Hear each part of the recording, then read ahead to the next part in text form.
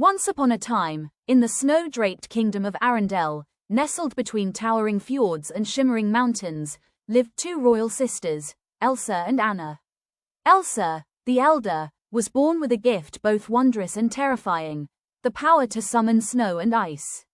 As a child, she could shape flurries into gentle snowfalls, create glistening ice slides through the palace halls, and bring to life frosty creations of pure delight.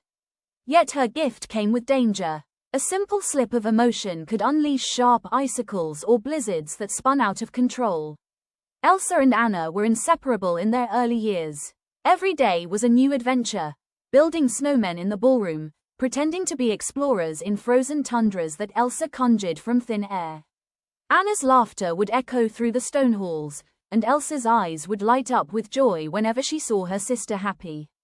But one night, their happiness turned to fear. While leaping across an icy platform Elsa had made, Anna misjudged her landing.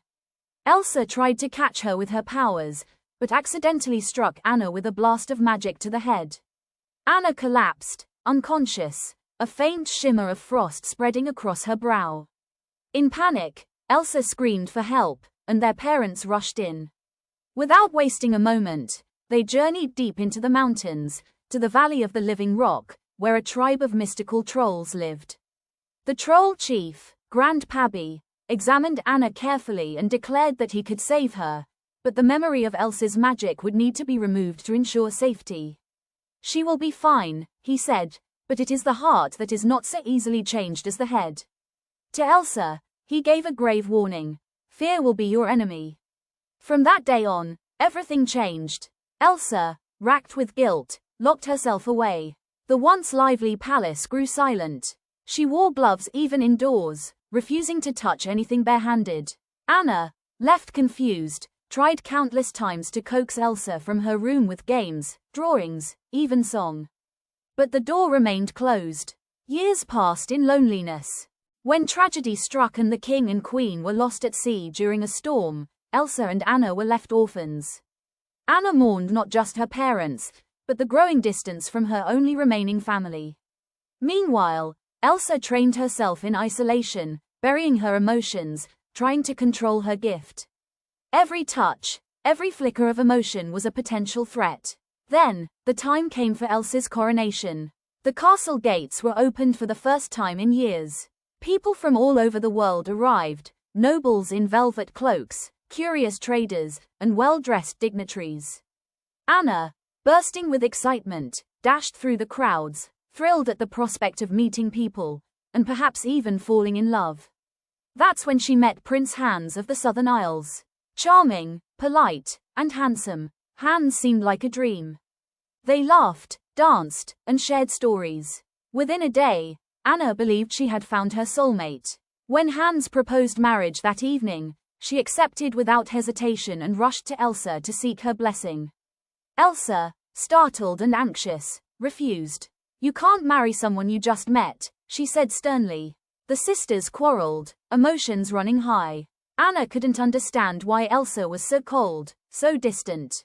And in the midst of the argument, Elsa lost control. A wave of ice exploded from her hands, freezing the fountain, the walls, and the very floor beneath them.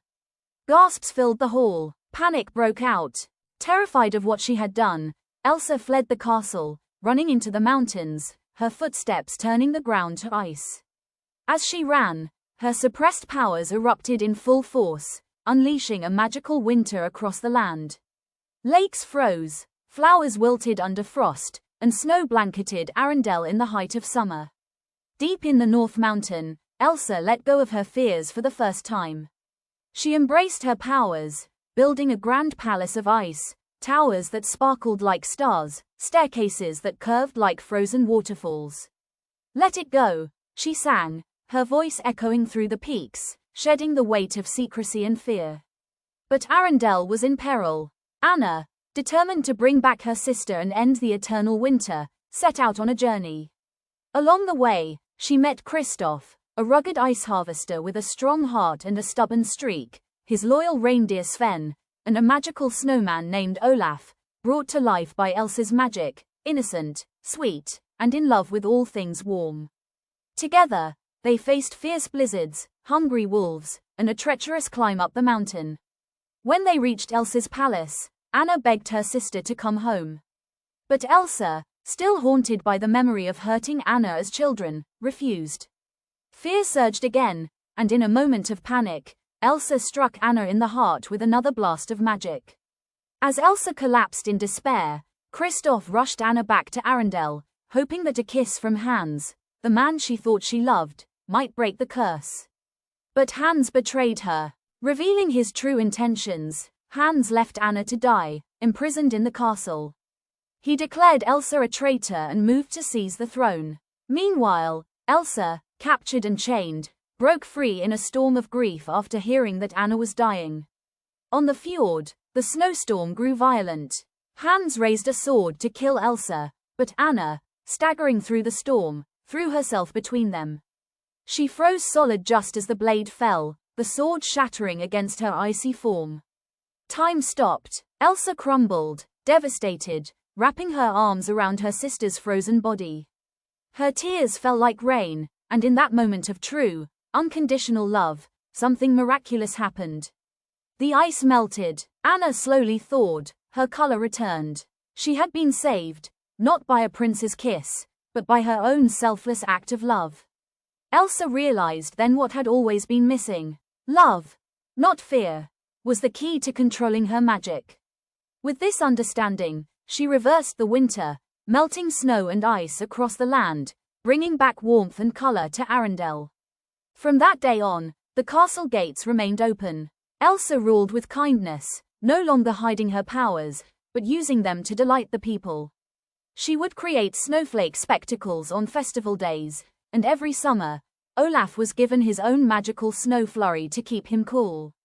Anna and Kristoff grew closer with time, discovering that love built on friendship, trust, and shared adventure was far stronger than a whirlwind romance.